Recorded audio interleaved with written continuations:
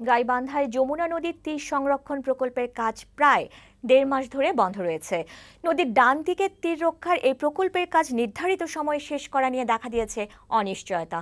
ফলে বর্ষা মৌসুমে নদী ভাঙনের আশঙ্কা করছেন সদরসহ ৫ উপজেলার মানুষ। বর্ষার আগেই কাজ শুরু হবে বলে জানিয়েছে পানি উন্নয়ন বোর্ড। গাইবান্ধা প্রতিনিধি বিপ্লব ইসলামের তথ্য ও চিত্রের ডেস্ক রিপোর্ট। গাইবান্ধা সদরের বাগুড়িয়া থেকে ফুলছড়ির গজারিয়া গণকবর পর্যন্ত যমুনা নদীর ডান তীর কয়েক বছর ধরে ভাঙছে। অব্যাহত ভাঙন ঠেকাতে পানি উন্নয়ন বোর্ড যমুনা নদীর ডান তীর সংরক্ষণ প্রকল্প হাতে নেয়। ২০১৮ সালের জুনে এই প্রকল্পের কাজ শুরু হয়, যা ২০২১ সালের জুন মাসে শেষ হওয়ার কথা।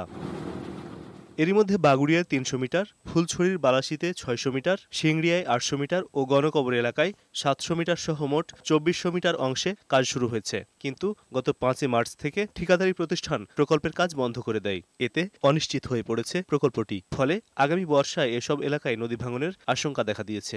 এই এলাকার বাড়িঘর ভিটামাটি একটাও থাকবে না, এই বর্ষা মৌসুমে ভাঙে যাবে সব। দ্রুতগতিতে এই খরা মৌসুমে আমাদের কাজ সম্পূর্ণ করা দরকার। যে বর্ষাকালে যেন কোথাও কোনো না ভাঙে, তার জন্য তড়িৎ গতি করে এই কাজটা আমার কমপ্লিট করে দিতে হবে। পানি উন্নয়ন বোর্ড বলছে, কাজের অগ্রগতি না হওয়ায় ঠিকাদারি প্রতিষ্ঠানের সাথে চুক্তি বাতিল করা হয়েছে। বর্ষার আগেই কাজ শুরু হবে উল্লেখ করে স্থানীয়দের আতঙ্কিত না হওয়ার পরামর্শ দিয়েছেন তারা। অন্য কোনো ঠিকাদার নিয়োগ হয়, তাদের মাধ্যমে আমরা জিও ব্যাগ ডাম্পিং করে আমরা কাজ বাস্তবায়ন করে ভাঙনটা আমরা ঠেকাতে পারবো। এতে আতঙ্কিত হওয়ার কোনো কিছু নাই।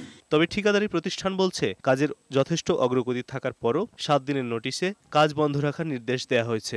মেয়াদের পূর্বেই কাজটি সম্পন্ন করবো বলে এত মালামাল আমরা এখানে সংগ্রহ করছি, তারপরেও কেন কাজটি বাতিল হলো আমাদের কাছে রহস্যময়। গাইবান্ধার ৫ উপজেলার মানুষের বসতভিটা ও ফসলি জমি রক্ষায় প্রকল্পের কাজ দ্রুত শুরু করার দাবি জানিয়েছেন নদী তীরবর্তী বাসিন্দারা।